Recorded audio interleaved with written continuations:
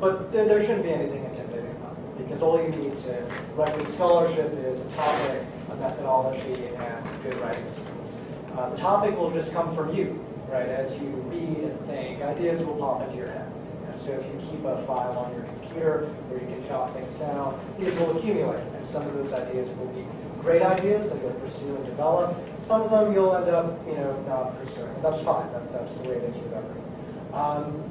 In terms of methodology, again, it will depend on your skills and your interests. And those two things will converge, so it'll work out, right? So if you're interested in historical questions, empirical questions, policy, legal interpretation, ethics, whatever interests you, there's a methodology that will help you address it, whether it's like econometrics or cognitive psychology or moral philosophy, or just really high-level legal analysis and interpretation.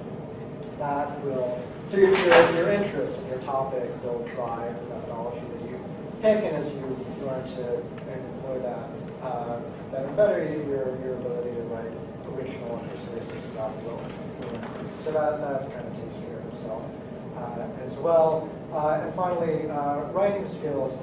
Basically, this just comes, well, two things. So first, read other really good writers, and you'll just sort of get a lot of it from osmosis. And the other thing is practice, right? So in your classes, in your seminars, on law review, just take every opportunity you can to write.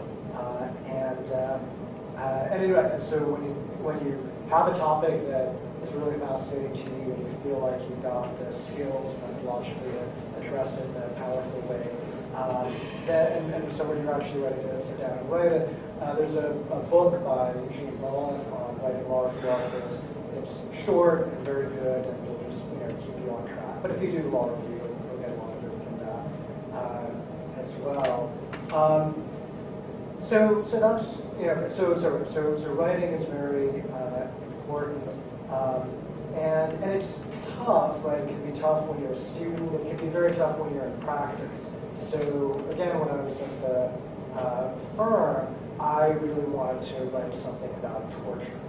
People were making these arguments about how torture is okay, it should be legal under some circumstances, and it was just driving me nuts. I thought these arguments were terrible, and I really wanted to write something.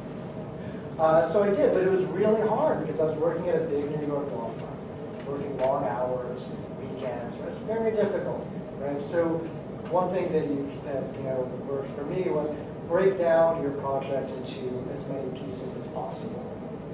Part, sections, small chunks, so that if you only have an hour or 2 hours to work on it, you can just find a chunk of it that is just, that you're feeling at that moment. You might have writer's block with every other section of your paper.